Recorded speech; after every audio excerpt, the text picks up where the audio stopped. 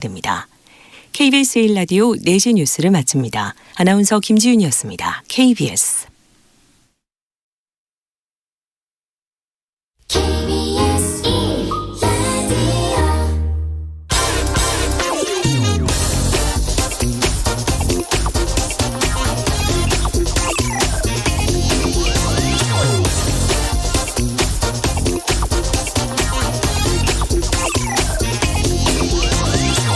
안녕하십니까. 경제와 정의를 다잡는 홍반장, 저는 KBS 기자 홍사원입니다. 대한상공회의소 회장을 맡고 있는 SK그룹 최태원 회장이 현재 기업에 닥친 가장 큰 리스크가 뭐냐 이런 질문에 기후변화다라고 답했다고 합니다. 그제 미국 워싱턴에서 현지 특파원들과 만난 자리에서 최 회장은 미국과 중국의 갈등 이런 문제 같은 경우에는 적어도 국가 간 타협과 대화의 여지라도 있겠지만은 이 기후 위기는 기업인의 입장에서 볼 때 개별 기업들의 노력만으로는 이거 극복하기 어렵다 이렇게 말했습니다. 특히 기후변화는 이걸 반도체를 만들든 석유 화학을 하는 기업이든 정유사업을 하든 모든 걸 다 바꿔야만 극복할 수 있기에 위기가 분명히 온다는 걸 알고는 있지만 그렇다 해도 이 지금과 같은 체제로는 극복하기 어렵지 않겠나 하는 생각이 든다 이렇게 답했습니다. 내일 문재인 대통령이 2050 탄소 중립 비전 선포 1주년을 맞아서 기업인들과 탄소 중립 추진 방안을 논의한다고 하는데 그래서 오늘 이 문제 좀 자세히 짚어보도록 하겠습니다. 자, 본방송 들어가기 전에 코로나 백신 3차 접종 조기 시행 안내부터 좀 전해드리겠습니다. 접종 대상자는 얀센 백신 접종 후 2개월 경과된 분, 2차 접종 후 2개월 경과된 면역 저하자, 또 2차 접종 후 4개월 경과된 60세 이상 요양병원 및 감염 취약시설 대상자, 의료기관 종사자, 기저질환자, 그리고 2차 접종 후 5개월 경과된 18세에서 59세 연령층입니다. 사전 예약은 누리집 전화 1339 및 지자체 콜센터, 주민센터를 통해 주시고 조기 접종은 당일 SNS 및 의료기관 예비 명단을 활용해서 가능합니다. 자, 홍사원의 경제쇼 출발하겠습니다. 자, 기후 솔루션 윤세종 변호사 나오셨습니다. 안녕하세요. 네, 안녕하세요. 네, 처음 뵙겠습니다. 자, 먼저 기후 솔루션에 계신다고 하는데 기후 솔루션이 제가 솔직히 처음 들어보거든요. 어떤 단체입니까? 네, 저희는 이제 기후변화 문제에 집중해서 해결책을 모색해보자라는 취지로 설립된 비영리 단체, 환경단체고요. 예. 2016년부터 기후변화 예. 문제에 관해서 활동을 해보고 있습니다. 그렇군요. 일단 우리가 탄소 중립이라는 말은 하여튼 많이 들었어요. 많이 들었어요. 그런데 탄소 중립이라는 게 자동차든 공장 굴뚝에서 나오는 이산화탄소 이거를 아예 배출을 다 안 한다, 0으로 만든다, 제로로 만든다. 이거는 아닌 거죠. 탄소 중립이 뭔지 간단하게 좀 먼저 설명을 해 주시죠. 네네. 이 탄소 중립이라는 건 결국 이 나가는 탄소와 예. 흡수되는 탄소, 우리가 배출하는 탄소와 흡수해서 없애는 탄소가 균형을 이루어서 예. 0이 되는 상태, 즉 순 배출량이 0이라는 걸 얘기하는데요. 예. 그래서 우리가 지금 경제 활동하고 화석연료를 쓰고 하는데 많은 탄소가 배출되지만 또 예. 숲이라든가 이런 데서 또 흡수를 하고 있지 않습니까? 예. 지금은 배출하는 게 훨씬 많으니까 예. 온실가스가 계속해서 농도가 증가하고 있는데 예. 이게 플러스 마이너스 0을 맞추면 온실가스 농도가 더 이상 증가하지 않는 상태가 되고 예. 더 이상 증가하지 않으면 기후변화가 더 이상 진행되지 않으니까 예. 기후변화의 진행 속도를 멈추려면 우리가 탄소 중립, 온실가스 농도를 늘리지 않는 상태가 돼야 된다. 이게 이제 탄소 중립의 의미입니다. 탄소 배출은 그러니까 제가 쉽게 이해를 하겠어요. 그러니까 자동차 배기가스에서도 나오고 공장 굴뚝에서 나오고 가정에서도 나오고 그런데 그걸 흡수를 한다는 거는 숲이나 나무에서 흡수한다는 건 이해를 하는데 그 흡수해봤자 얼마나 되겠습니까? 극히 미미하잖아요. 나오는 양보다 훨씬 그야말로 흡수하는 양이 적으니까 그런 건데 그거 말고도 강제적으로 흡수하는 기술 같은 게 있죠. 그걸 하겠다는 겁니까 그러면?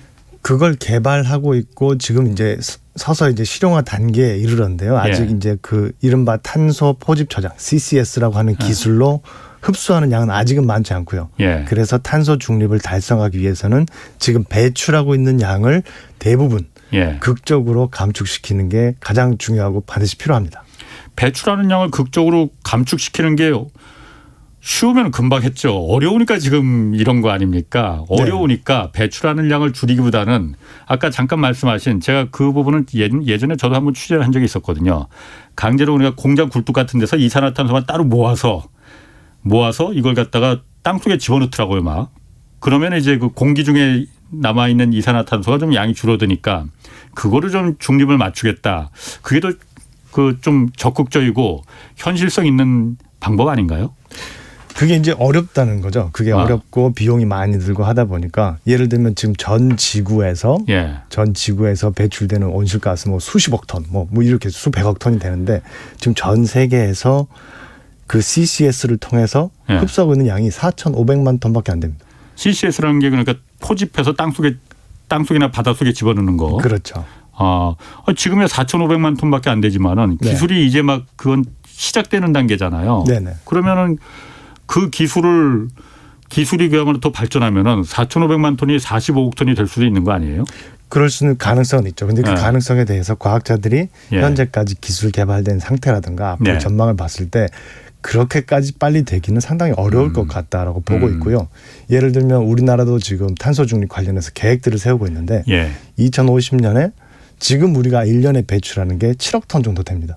근데 앞으로 이 탄소 포집 저장 기술을 30년 동안 개발해서 2050년에 3,500만 톤 정도를 포집해보자라는 걸 목표로 잡고 있습니다. 그만큼 여기에 전적으로 의존하기에는 매우 어려운 상황입니다. 그럼 배출량을 줄이는 게 가장 어려운데 사실 굉장히 어려운데 그래서 이게 뭐 2050 대한민국 탄소 중립 비전 이거 작년에 이제 선포를 했잖아요. 정부에서. 일단 내일 그래서 1주년을 맞아서 기업인들 초청해서 뭐 이거 추진 방안 어떻게 할 건지 뭐 힘드니까 이제 기업인들하고 같이 머리를 맞대고 논의하는 거겠죠. 일단 그 2050 대한민국 탄소 중립 비전 이게 내용이 뭡니까? 네. 탄소 중립을 달성하기 위한 이제 구체적인 방안들이 필요하기 때문에 정부에서도 이제 작년 10월에 탄소 중립을 선언을 하고 그 내용들을 이제 채워서 발표한 게 탄소 중립 비전인데요. 일단 2050년에 그러면 우리 사회의 각 분야에서 얼마나 어떤 형태로 온실가스가 배출이 되어야 우리가 흡수량과 배출량을 0으로 맞출 수 있을지에 대한 이 시나리오가 굉장히 중요한 부분이었고요. 또 그리고 이런 시나리오들을 실행하기 위한 법적인 기반이 필요하니까 이제 녹색 성장법, 저탄소 녹색 성장법을 대체할 수 있는 탄소 중립법이 지금 도입이 지금 되어 있고요.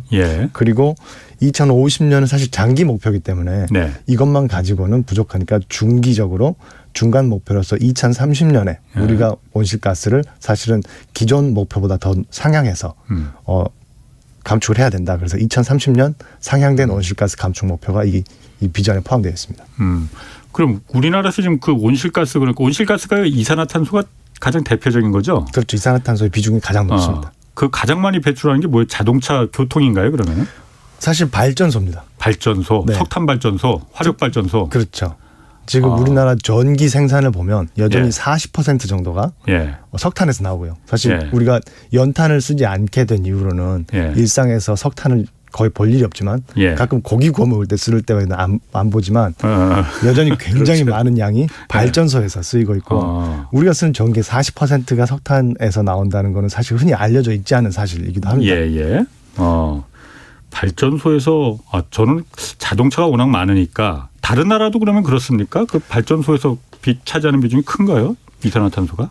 네, 아무래도 이제 석탄과 이제 천연가스가 주로 이제 발전소에서 많이 사용이 돼서 이 에너지 부문의 온실가스 배출이 가장 많은 것은 대부분의 나라들이 비슷하고요. 그 다음이 이제 건물, 우리 가정이라든가 상업용 건물에서 쓰는 그런 에너지, 그리고 말씀하신 교통수단, 비행기, 자동차, 배 이런 부분들이 또 이제 크게 자리를 하고 있습니다. 그러면 그 지금 아까 잠깐 말씀하신 2030년의 중간쯤에 한번 조금 더 그러니까 우리가 좀 이 감축 목표를 높이겠다. 그러면 2050년은 완전히 제로 그 배출량과 흡수량을 이제 똑같이 이제 맞추는 거고 2030년에는 목표가 어떻게 되는 겁니까 지금? 2030년은 2018년 대비 40% 감축을 한다. 그러니까 지금 이제 추진하고 있는 목표입니다. 2018년도에 그러니까 한 3년 전에 우리나라가 이산화탄소 배출했던 양을 뭐 얼마가 되는지 모르겠지만 예를 들어서 100이라는 양을 그때 2018년도에 배출했다면은 2030년까지 60만 그램 그 배출하게끔 배출량을 좀 줄이겠다는 거잖아요. 네.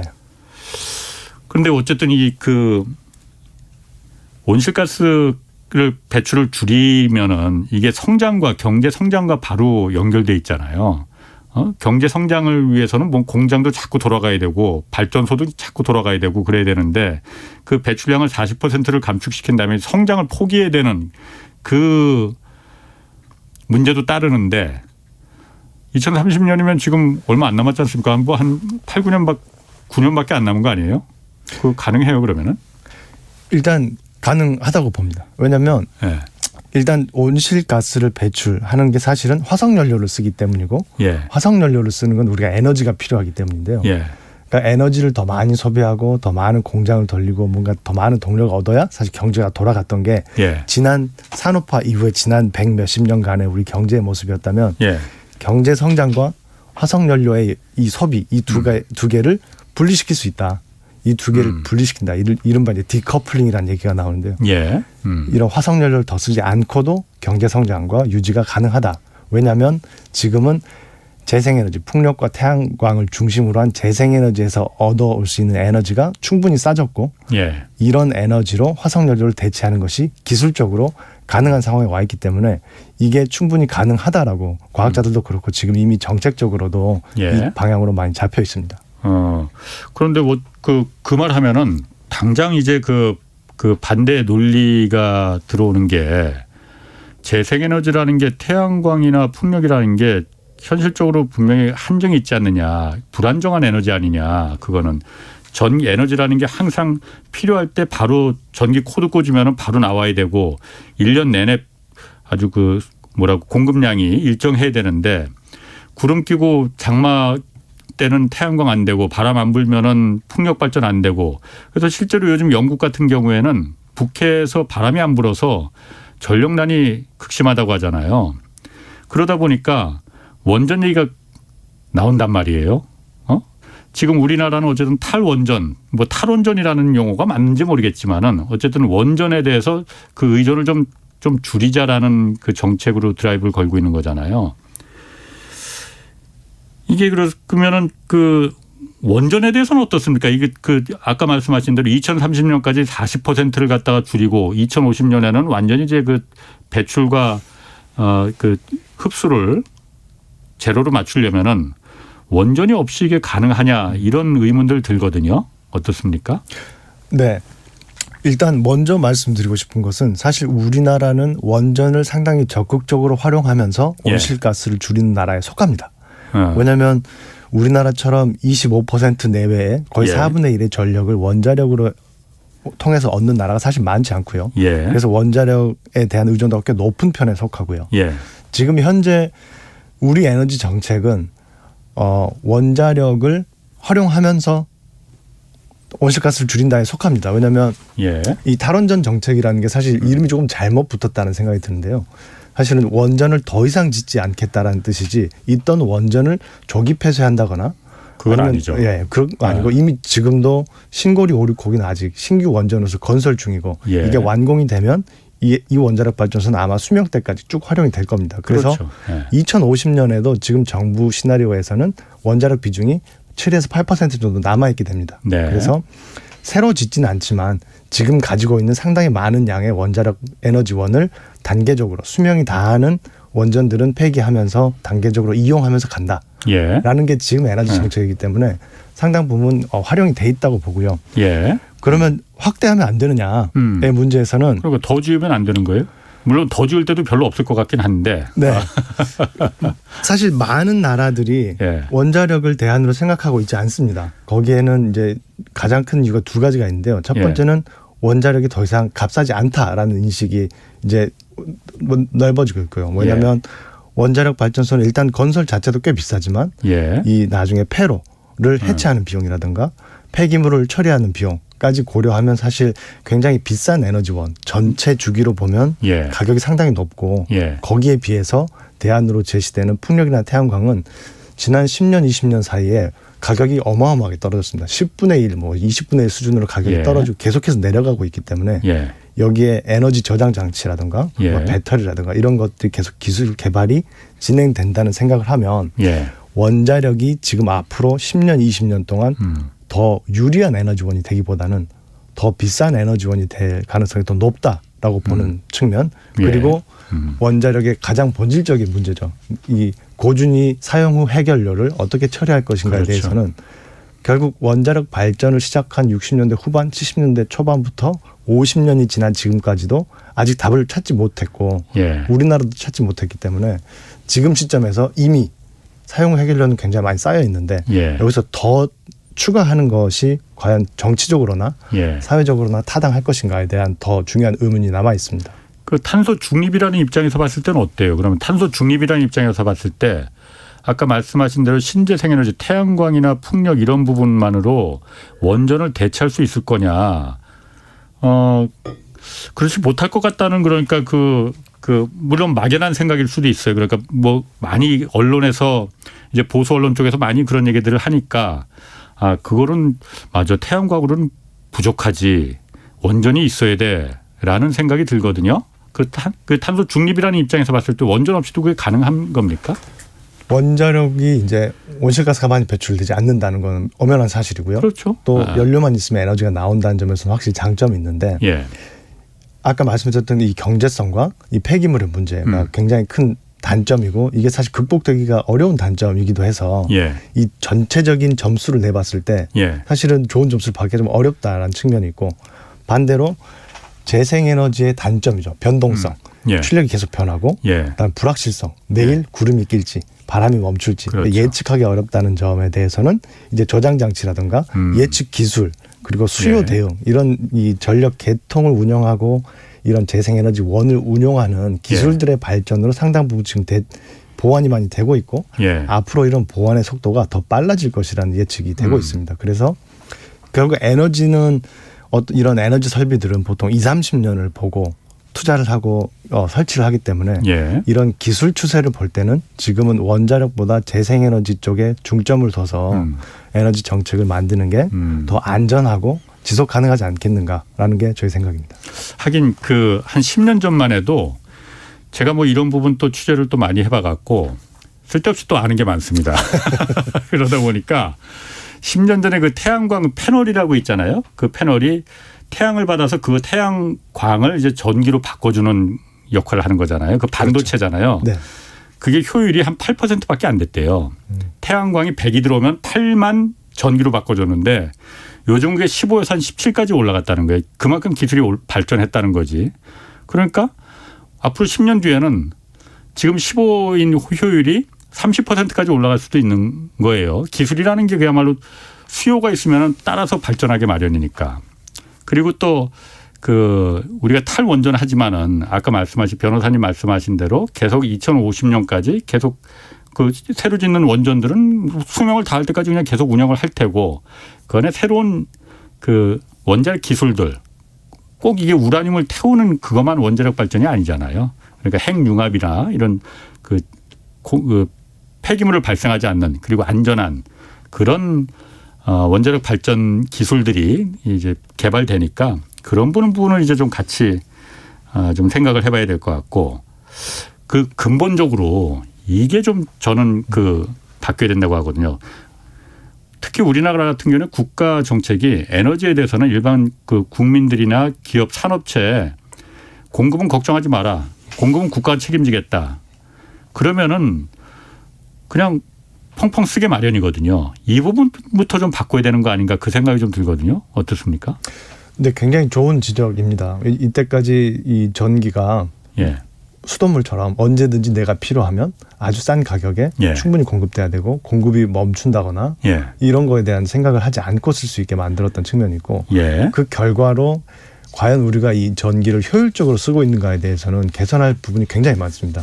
그래서 지금 이 수요를 그대로 유지하면서 똑같은 수요를 재생에너지로 대체하려면 어떻게 해야 될까? 그럼 어렵지 않을까라고 보기보다는 이 수요 자체를 효율화해서 줄일 수 있는 그러니까 공급을 안 해도 되는 부분들을 줄이는 것도 사실 굉장히 큰 부분이고요.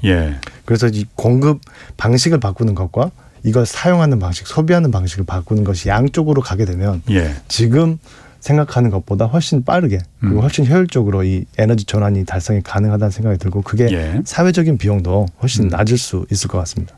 그러니까 이거 뭐 제가 한 2달 전에도 한번 좀 얘기를 한 것 같아요. 그런데 요즘 그 서울 시내 그 남산가 꼭대기에 올라가 보면은 한 20년 전하고 지금하고 완전히 다른 모습이 하나 있거든요. 한겨울에.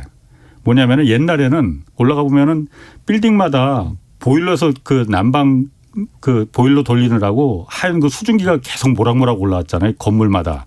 요즘 그게 하나도 없습니다. 정말 올라가 보면은 하나도 없거든요. 왜냐? 전부 다 전기로 다 난방하거든요. 시스템 에어컨으로. 그런데 난방이라는 거는 그냥 그거는 이제 그 이산화탄소가 좀 배출된다 하더라도 효율이 높은 보일러를 돌리는 게 훨씬 더 에너지를 절약하는 길인데 전기 에너지라는 게 한 단계 변환될 때마다 로스가 손실률이 뚝뚝 떨어지는 거잖아요.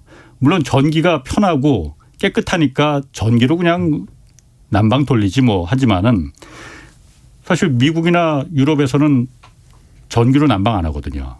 전부 다 보일러 돌리는 거거든요. 그거는. 그게 훨씬 더 효율이 좋으니까 에너지를 절약하는 길이니까 뭐 그런 부분도 좀 고려해야 되는 거 아닌가. 우리 일반 그 가게도 마찬가지고 산업체도 마찬가지고 그런 부분이 좀 탄소 중립을 위해서는 노력을 해야 될 부분이 좀 있는 것 같아요. 유럽은 어떻습니까? 그 유럽 같은 경우에 어쨌든 그 에너지 난 요즘 겪으면서 원전 확대해야 된다라는 얘기 많이 나오잖아요. 어쨌든 유럽 같은 경우는 지금 상황이 어떻습니까? 네, 유럽에서도 최근에 이제 원자력 발전에 대한 입장에 대해서 굉장히 논쟁들이 있었는데요. 그렇지만 사실 유럽 전역이 원자력의 재개를 고민하고 있지는 사실 않고요. 사실은 거의 프랑스 정도가 이제 가장 눈에 띄는 나라인데 프랑스는 전 세계에서 거의 유일하게 70% 이상의 전기를 원자력에서 가져오는 나라입니다. 그래서 워낙 원자력에 대한 의존도가 높다 보니까 최근에 이제 마크롱 대통령이 그 지금 노후화된 원전 가운데 6기 정도는 이제 노후화돼서 폐기를 해야 되니까 얘네들을 대체할 신규 원전은 필요할 수도 있다라는 입장을 이제 밝힌 바가 있고요.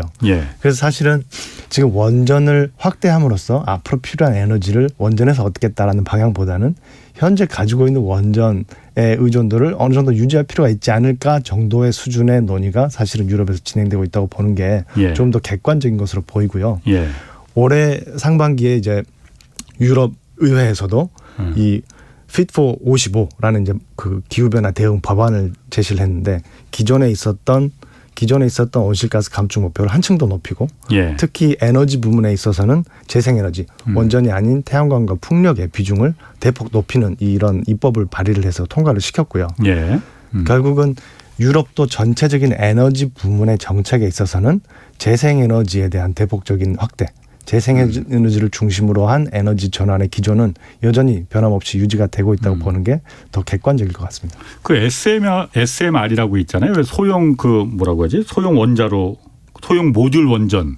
이게 좀 그러니까 그 소규모고 완전 폐쇄 밀폐형이라서 이거는 상대적으로 좀 안전하다. 뭐 그런 얘기가 있어요. 뭐 마이크로소프트의 빌 게이츠 회장이 또 여기에 꽂혔다고 지금 하는데 이거는 좀 대안이 될 가능성이 있습니까? 어떻습니까? 일단 대안이 지금 될 수 있는지 없는지에 대한 평가를 하기가 좀 시기상조라는 생각이 들었습니다. 사실 온실가스 감축이라는 게 워낙 어려운 문제고 생활 곳곳 거의 우리 사회 인프라 곳곳에 들어가 있는 화석연료 의존도를 하나하나씩 바꿔야 되는 작업을 위해서는 기술적인 가능성에 대해서는 정말 열어놓을 필요가 있다고 저는 생각합니다. 그만큼 다양한 신기술에 대한 연구 개발 투자도 필요할 거고요.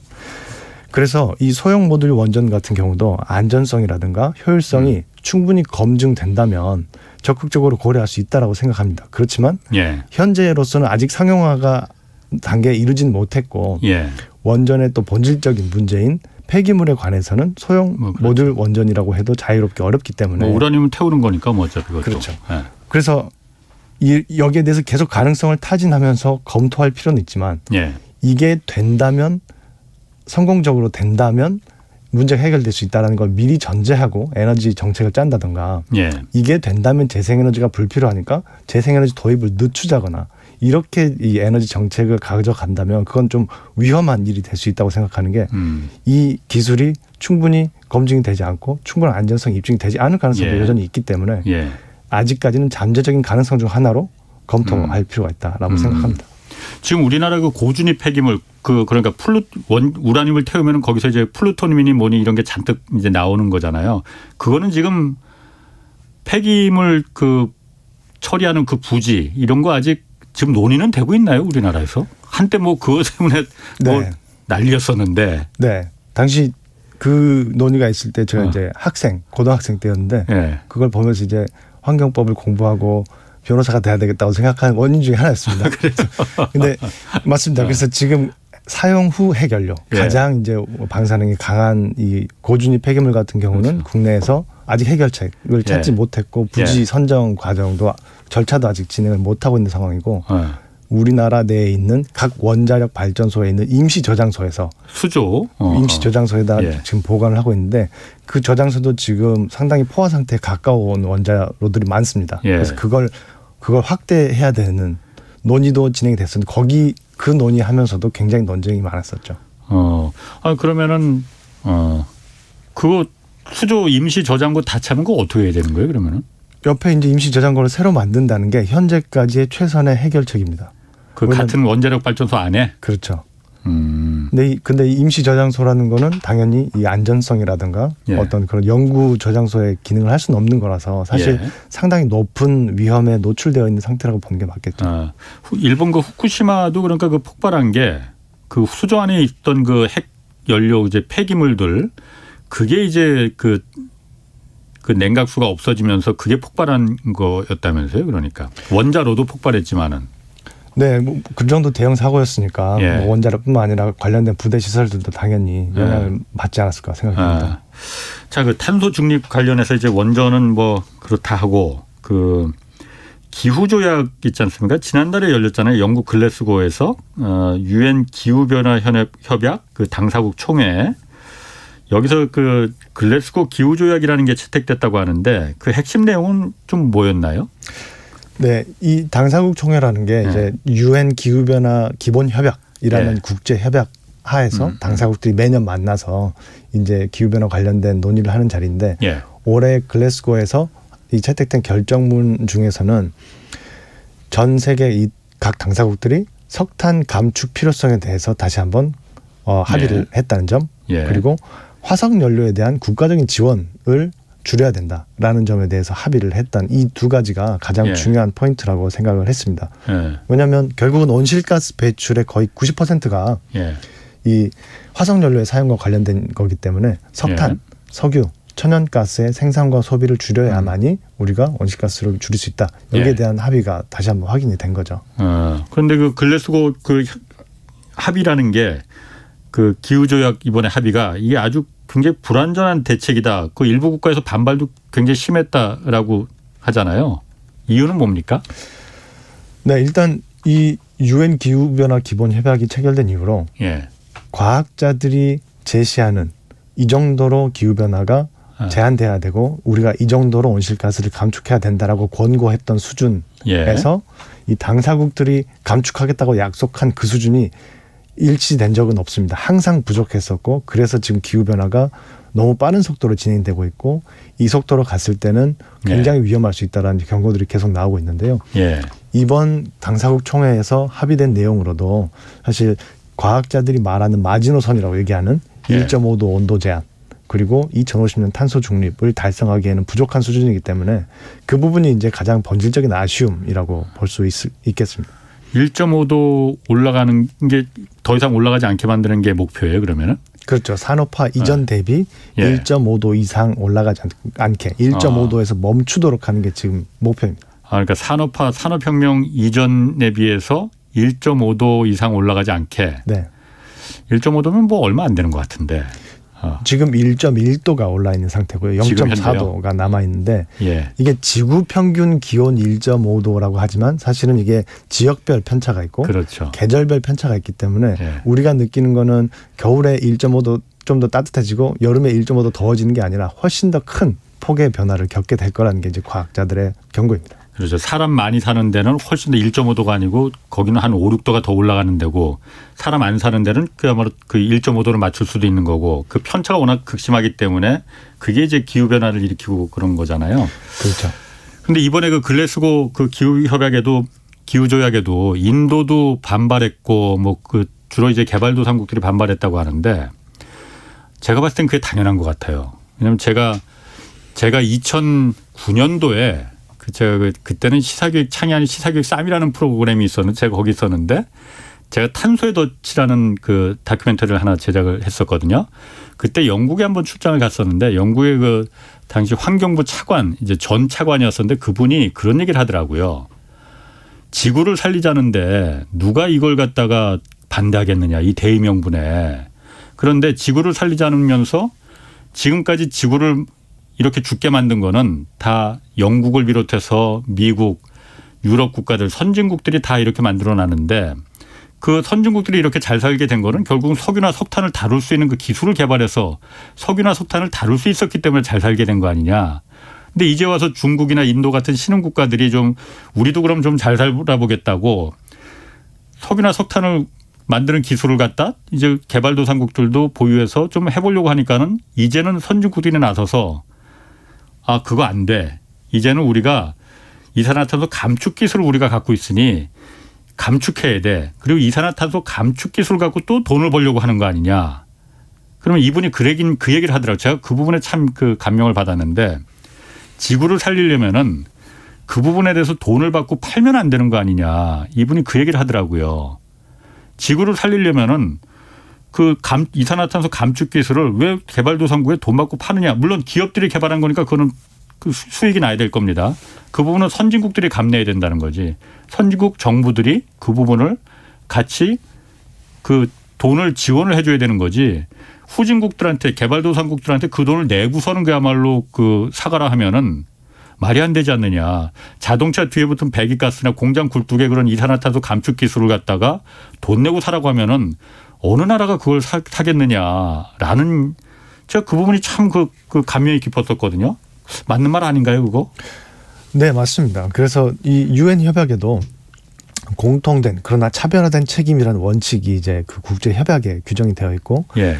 역사적으로 온실가스 배출 책임이 많은 선진국들이 더 예. 많은 책임을 져야 된다라는 예. 이제 원칙들이 합의되어 있고 실제로 후진국들의 기후변화 대응이라든가 온실가스 감축에 대한 기술적 지원을 하기 위해서 예. 이 녹색 기후 기금이라는 단체 이 기구를 만들어서 지금 예. 운영도 하고 있는데 아직까지 충분한 성과가 나지는 않은 것 같고요. 사실은 또 우리나라는 그럼 어디에 속하냐고 할 때 우리나라는 명백히 역사적으로 봐도 우리가 산업화를 뒤늦게 이루었지만 예. 워낙 빨리 잘 이루었기 때문에 역사적인 온실가스 배출 책임으로 봐도 전 세계 16위 정도 된다고 합니다.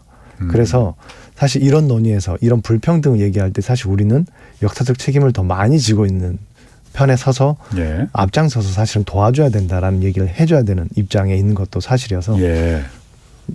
우리나라에서도 이제 그런 책임을 좀 통감할 필요가 있다라는 생각도 듭니다.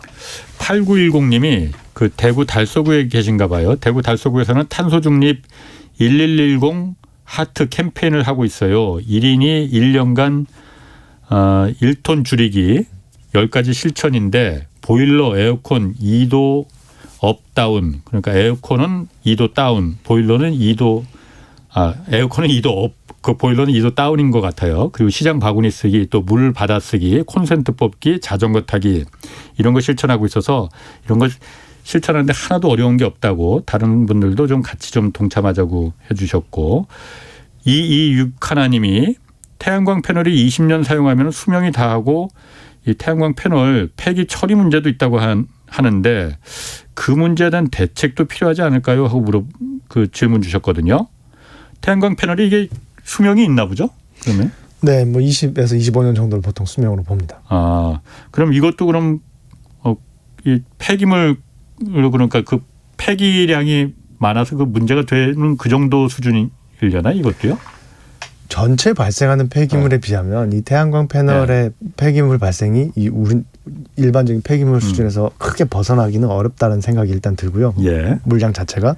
예. 그리고 사실 이 폐기물의 처리 방식에 있어서도 비슷한 형태의 물건이 대량으로 나오게 되면 그 폐기물을 처리하는 전용 방식과 시설을 만드는 게 어렵지 않습니다. 그래서 예를 들면 지금 우리가 알루미늄 캔이나 철이나 배터리라든가 이런 것들이 지금 재활용이 잘 되는 편인 이유도 비슷하기 때문이거든요. 그래서 이런 문제들은 오히려 제도적으로 어렵지 않게 해결할 수 있는 문제라는 생각이 듭니다. 예, 그렇군요.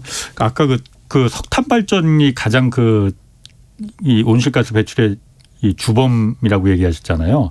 전 세계에서 석탄 발전이 그럼 가장 많은 나라는 어디에 중국인가요, 그거? 기수로 보면 물론 중국이 압도적으로 크고요. 예. 비중으로 보면은 예를 동남아시아 국가들이 이제 뭐 이런 개발도상국들이 전반적으로 석탄 예. 비중이 높은 편인데 예. 한국이 사실 눈에 띕니다. 비슷한 경제 수준, 사회적 수준을 가지고 있는 선진국 중에서는 예. 40%를 석탄에 의존한 나라는 사실 거의 우리나라가 유일하다고 봐도 무방합니다. 그래요. 그러면 우리나라 같은 경우에는 그 정부에서도 그러니까 석탄 발전 폐지 뭐 이런 거 발표하잖아요. 제가 들은 기억이 있는데 그러면 좀 석탄 발전량을 점점 이제 줄여 나가는 추세입니까? 아니면 근데 얼마 전에 보면은 또 오히려 석탄 발전소 새로 건설하고 있다고 뭐 그런 얘기도 들었었는데. 네. 우리나라 온실가스 정책에서 사실 가장 문제가 되는 부분이 바로 이 석탄 정책인데요. 예. 지금도 석탄 발전소를 지금 짓고 있습니다. 석탄 발전소 건설 중이고 예. 또 이 발전소들을 계속 유지하게 되면 2050년에도 석탄 발전소가 남아 있게 되는데 예. 굉장히 비효율적이죠. 왜냐하면 온실가스 배출량이 워낙 많기 때문에 예. 석탄 발전소를 줄이지 않고 유지하면서 다른 부분에서 같은 예. 양의 온실가스를 줄이려고 그러면 비용이 어마어마하게 많이 들 수밖에 없는 네네. 거죠. 그러면은 그 2050에서 탄소 중립 이제 선언했는데 석탄 발전소를 새로 짓고 있는 거는 좀 앞뒤가 안 맞는 거 아닌가요? 네, 매우 안 맞는다고 생각이 듭니다. 이게 좀 사회적으로 보면 낭비라는 생각이 드는데요. 그러니까 이 석탄 발전소들 뭐 2,000메가와트급 지금 강릉과 저기 삼척에서 짓고 있는 걸 보면 여기서 이제 1년에 나온 온실가스가 1,400만 톤 정도 됩니다. 예. 1,400만 톤 정도 되는데 제가 이제 이 기후 변화 관련된 활동을 하면서 휘발유 차를 팔고 전기차로 바꿨어요. 왜냐하면 전기차가 전기를 생산하는 온실가스를 고려하더라도 온실가스 배출은 확실히 적으니까. 그래서 제가 계산을 해보니까 제가 1년 동안 10,000km를 주행을 하면 1톤을 줄일 수 있었습니다. 아, 전기차로 만 킬로를 주행하면은. 네. 그러니까 국민들의 승용차가 1,400만 대가 전기차로 바뀌어야 이 발전소 하나에 맞먹는 온실가스를 줄일 수 있는 거죠. 그래서 이렇게 덩치가 큰 배출 시설, 이런 배출 사업을 유지시키는 게 사실은 굉장한 비효율이다라는 말씀을 드리고 싶습니다. 그렇군요. 그럼 얼마 전에 그 석탄 관련해서 제가 왜 그 발전소 얘기를 했냐면은 기후변화 100플러스라는 그 세계에서 가장 큰 투자기관들 모임이 있다고 해요. 그러니까 여기 뭐 블랙록이나 이런 자산운용사들 대규모 자산운용사들이 다 여기 들어가 있다는데 여기서 한국에 그러니까 공개적으로 그러니까 그 일종의 경고장 같은 걸 날렸다는 거거든요.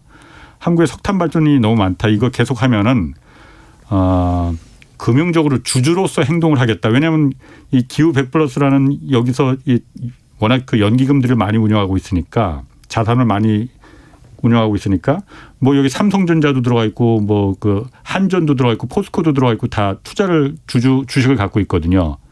여기서 주주로서 그 행동을 보여주겠다라고 한국에 경고장을 날렸다는 거예요. 이러면 이게 앞으로 그 이 탄소 중립이라는 게 그러니까 그 온실가스 배출이라는 게 기업만의 문제가 아니고 그러니까 기업만의 그 사회 문제뿐만이 아니고 기업에도 직접적인 어떤 그 문제가 될 수가 있겠어요? 그렇죠. 왜냐하면 온실가스를 줄이지 않으면 안 되는 상황이라서 기업들이 온실가스 배출 사업을 계속하고 있다거나 온실가스 다배출 사업에 신규 투자를 하고 있다는 사실은 이 기업의 경쟁력과 판단력에 대한 지표가 되고 있습니다. 그래서 석탄 사업을 계속하고 있거나 신규 석탄 사업을 하거나 하는 기업들을 블랙리스트를 만들어서 투자 배제 대상으로 지정하는 이런 기관 투자자들이 굉장히 많이 늘어났죠. 이 기관 투자자들이 예전에는 그냥 거기 투자해서 수익률만 높으면 다 된다고 이제 생각을 했었을 것 같은데 이제 정말 생각이 바뀌었네, 이분들이. 돈만이 다는 아니네. 그만큼 이제 이 온실가스 배출과 기후변화가 가져온 리스크가 이 금융권에서 볼 때 투자자 입장에서 볼 때도 자기의 손실, 자기의 수익률 리스크가 된다라고 인식을 하고 있기 때문이라고 생각이 듭니다. 이게 착한 투자를 하자는 차원이 아니라 이런 사업은 곧 안 되겠구나라는 게 지금 상당히 지배적인 인식, 특히 이제 유럽과 미국을 중심으로 한 글로벌 금융권에서는 거의 상식이 된 것 같고요. 그래서 그런 위험이 가장 큰 석탄부터 투자 배제가 이루어지고 있고 곧 이미 시작된 흐름이긴 합니다만 석유와 천연가스, 이 예. 화석연료와 관련된 모든 산업에 대해서 예. 투자 감축 또는 중단의 흐름이 지금 계속되고 있습니다. 우리나라 같은 경우 그러면 아까 그 석탄 발전소 같은 경우에 2050년까지 그 폐지가 가능한 겁니까? 정책적으로 일단 석탄 우리 전력 부문의 구성을 어떻게 할 것인지에 대한 예. 계획들이 세워지고 있기 때문에 그 예. 계획에서 먼저 가이드라인 제시하고 예. 이런 발전소들이 조기 폐쇄가 필요하다면 예. 필요한 절차를 만들고 또 보상이 필요하다면 보상도 하면서 이 석탄 발전을 감축시키는 게 필요하고 많은 나라들이 그렇게 해왔습니다. 예. 그래서 우리가 탄소 중립을 비용 효율적으로 달성하려면 2050년이 아니라 2030년대 예. 석탄 발전을 완전히 폐지시키는 게 그게 사회적인 비용이 가장 낮다라는 연구들도 많이 나와 있습니다. 그런데 지금 뭐 새로 짓고 있다면서 그러니까 그런데 어떻게 2050년도 아니고 30년도에 이걸 퇴출시키는 게 뭐 가능해요? 일단 지금 시점에서 석탄 발전 신규 석탄 인허가를 한 것은 사실 정책적인 아주 큰 실수라고 보이고요. 예. 그러면 이제 여기에 들어가 있는 매몰 비용들을 어떻게 할 것인지에 대해서는 예. 사실은 사회적인 결단이 필요한데 그 예. 기준은 이걸 유지시키는 게 사회적으로 비용이 큰지 아니면은 중단시키는 게 또는 조기 폐쇄하는 게 사회적 비용이 큰지 여기에 예. 대한 비교가 필요하다는 생각이 드는데요. 저희가 볼 때는 온실가스 배출의 사회적 비용 등등을 고려했을 때는 조기 폐쇄하거나 아니면은 완공되기 전에 중단하는 게 사실은 사회적으로는 가장 효율적인 방법일 수 있을 거라고 봅니다. 완공되기 전에 중단이 가능한 얘기인가? 그런 사례들이 사실 없지 그래요? 않습니다. 특히 이제 유럽에서는 예. 지난 한 3, 4년 사이에 예. 이 탈석탄 시기를 정하는 게 사실 국가적 과제 중에 하나인데요. 예. 대부분의 나라들이 2030년 또 짧게는 2028년까지도 완전히 중단시키겠다라는 목표를 가지고 예. 배상도 해주고 기업들이랑 협상도 하고 경매를 통해서 먼저 폐쇄하겠다라는 업체들에게 더 보상을 해주는 이런 식의 메커니즘을 만들어서 예. 이제 사회적 합의를 만들어가는 과정이 있었죠. 그런 사회적인 합의가 전제가 돼야 된다는 거.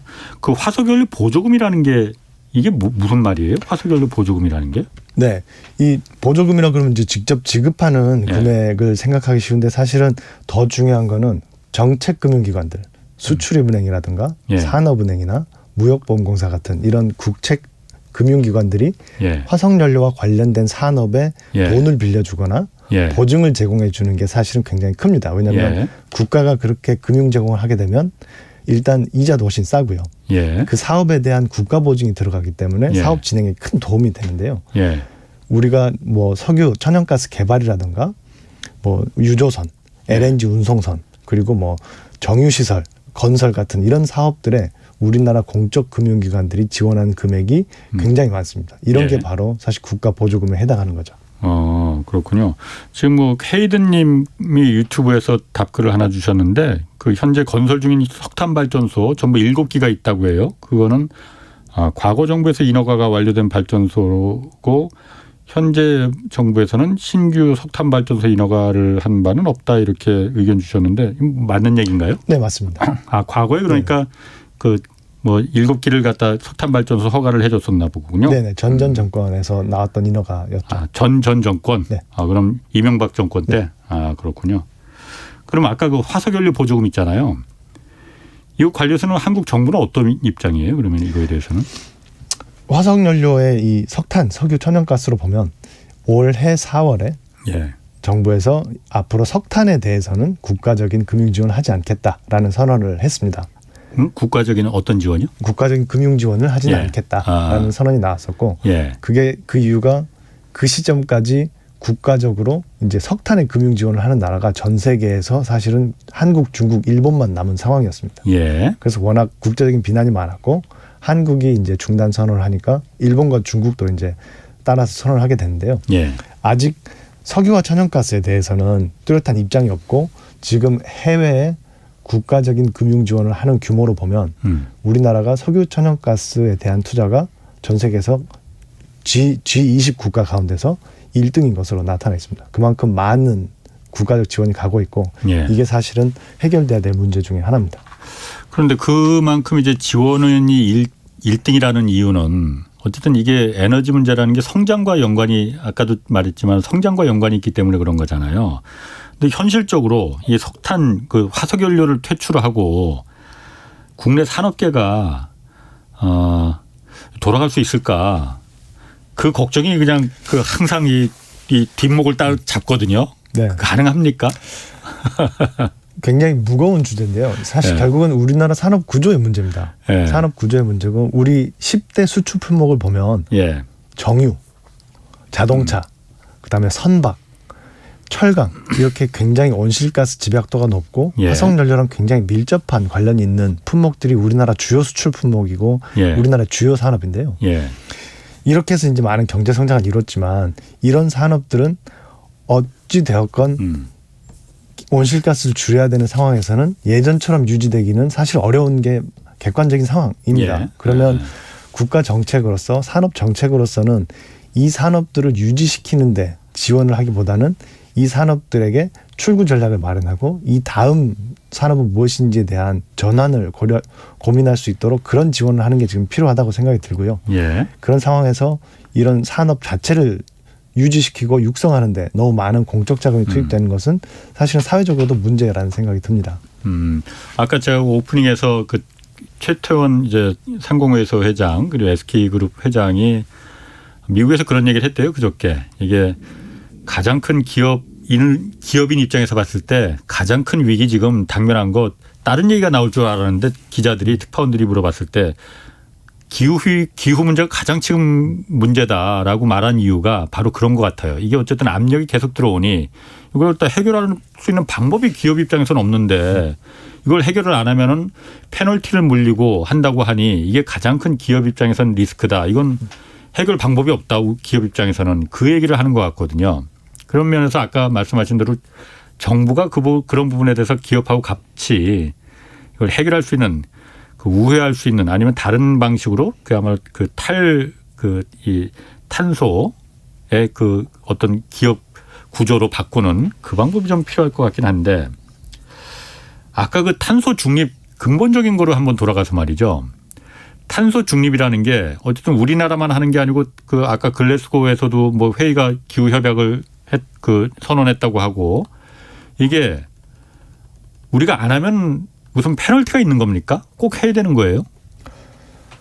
무슨 페널티를 받는 뭐 안 좋은 게 있으니까 하겠지. 무슨 페널티를 받는 겁니까? 안 하면은? 일단 지금 국제 협약상으로 뭐 아주 구체적인 페널티를 받는 것은 아닌데요. 예. 아직 거기까지 이제 국제 협약이 진행되지는 않았고 예. 원래 국제적인 협약은 자체가 페널티를 주는 구조가 잘 아니기 때문에 예. 그렇지만 지금 경제 상황을 보면 페널티들이 만들어지고 있습니다. 예를 들면 유럽에서 지금 탄소 국경 조정을 도입하겠다고 올해 발표를 했는데요. 탄소 국경세라고 하더라고요. 네. 사실상 관세죠. 그래서 예. 똑같은 물건을 만드는데 더 많은 온실가스를 배출하는 화석연료를 더 많이 써서 만드는 물건에 대해서는 그 배출된 온실가스의 비용이 예. 반영이 되지 않았으니까 거기에 대해서는 관세를 물리겠다. 그렇지 않으면 기술 투자를 하고 열심히 노력해서 배출을 줄인 물건에 대한 그 오히려 불리한 취급이 되기 때문에 예. 그런 것들이 무역 장벽이 되고 사실 더 큰 틀에서는 결국은 화석연료를 더 쓰지 않는 경제 구조를 계속해서 변해 나가는 상황에서 예. 화석연료에 의존하는 산업의 입지가 줄어들고 수요 자체가 줄어들 거기 때문에 예. 사실은 이건 기업의 부담 내지는 외부적인 어떤 그 압력이라기보다는 사실 생존 문제에 가깝다는 생각이 듭니다. 오히려 이 화석연료를 덜 쓰는 경제로 자연스럽게 이행되고 있는 과정에서 예. 먼저 나갈 것인지 아니면은 뒤따라 갈 것인지 문제가 아닐까. 이미 그런 상황으로 와 있는 게 아닌가라는 생각이 듭니다. 그렇군요. 그럼 뭐 그 정리 차원에서 한국이 탄소 중립으로 가야만 하는 이유, 기후 솔루션에 계시니까 그 이유가 절박한 이유가 뭔지 그거 한번 좀 마지막으로 좀 얘기를 해주시죠. 네, 결국은 기후 변화를 지금과 같은 상태로 두었을 때 사회와 경제에 발생하는 피해가 예. 이 기후변화를 막기 위해서 탄소 중립을 달성하고 에너지 전환을 하고 화석연료 의존도를 줄이는 데 들어가는 비용보다 훨씬 클 거라고 생각하기 때문에 아무것도 하지 않는 것보다 이런 굉장히 어렵고 지난한 과정을 거치는 게 우리 사회한테는 훨씬 더 나은 방법이라는 게 사실은 과학자들과 정책하는 많은 전문가들의 공통된 견해이기 때문에 이 방향으로 간다고 생각이 들고요. 예. 그래서 이건 사실은 생존의 문제 이자 앞으로 경제에 있어서 우리가 경쟁력을 유지하고 계속 지금 가지고 있는 상당히 우월적인 지위를 유지하는 전략으로서 고민하는 게 맞지 않을까라는 생각이 듭니다. 예. 뭐 그래서 요즘 기업도 화두가 다 ESG라는 게 뭐 환경과 뭐 사회적인 책임 그리고 뭐 지배 구조 이런 게 환경적인 문제를 이제 그 도외시하면 기업도 살아남기 힘들다 뭐 그런 걸 것 같아요. 자, 오늘 여기까지 하겠습니다. 기후솔루션 윤세종 변호사와 함께했습니다. 고맙습니다. 자.